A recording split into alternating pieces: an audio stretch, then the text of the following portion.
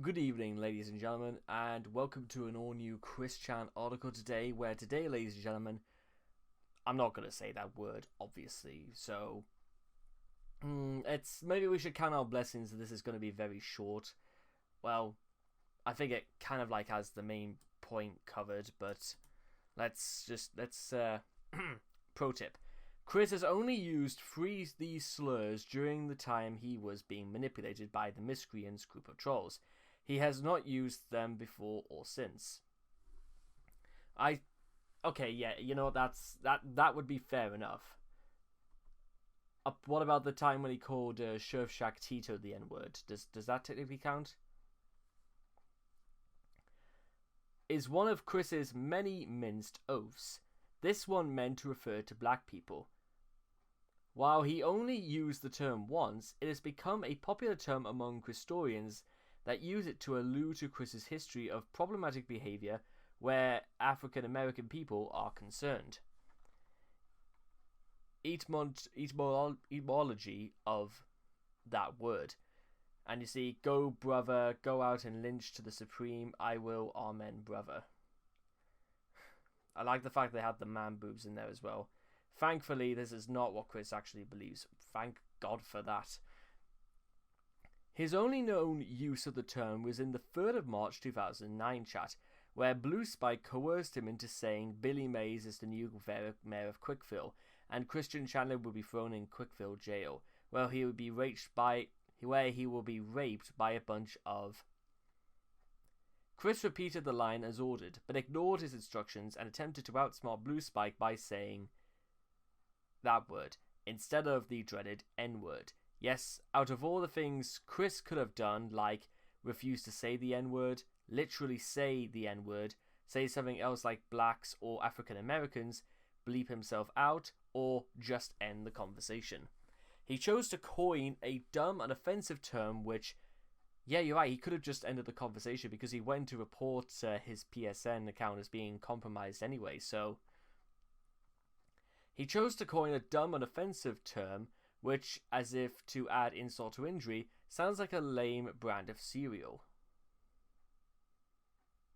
It should be noted that Chris's creativity was completely in vain.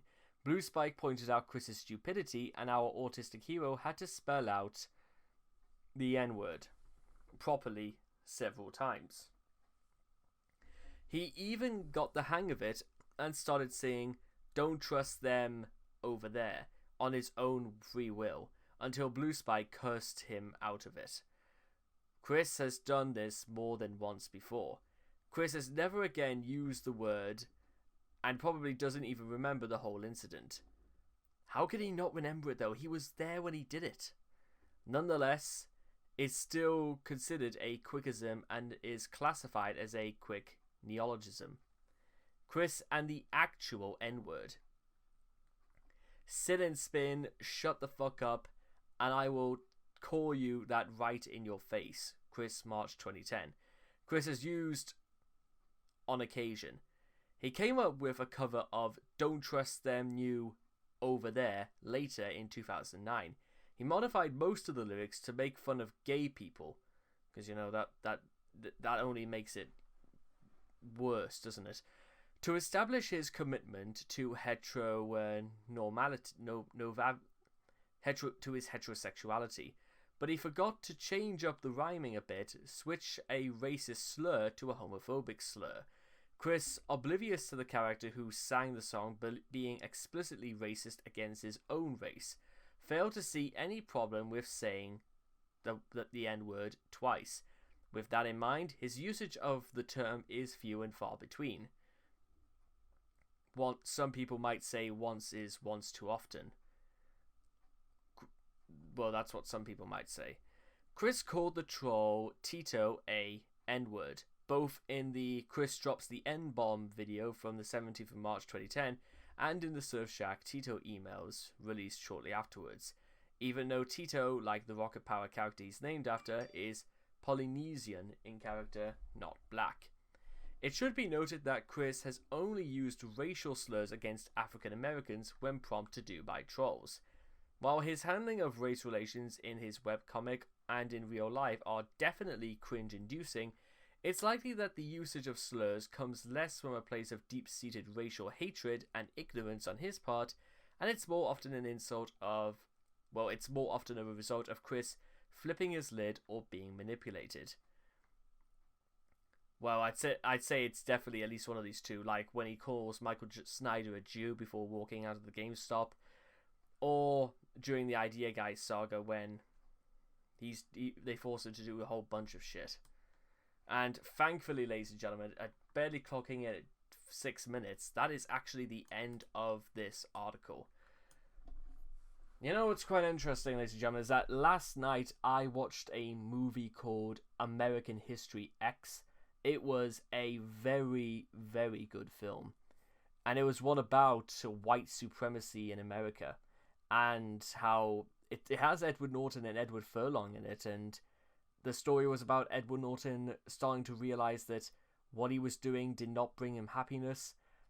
But it only made his hatred flame up even more. And his brother caught wind of it. And now they were all a part of this Nazi white supremacist organization in Venice Beach.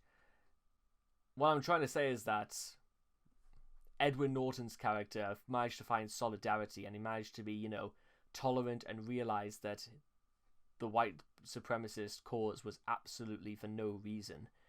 So I'd seriously recommend go and watch it. It's a great movie, and unfortunately I think it's just one of those ones that Chris never went to see. Even though, complains of downing on violence and that. Because American History X is a violent film. But then again, you just have to watch it just to see what happens. So with all that being said and done, I hope you guys have enjoyed this article for what it was worth. And I will hope to see all of you guys again in the next video. Take care. I'll probably just end up calling this video something like Chris and Iggloos or something like that. It may not be great, but it's better than the alternative. Take care, ladies and gentlemen, and bye-bye for now.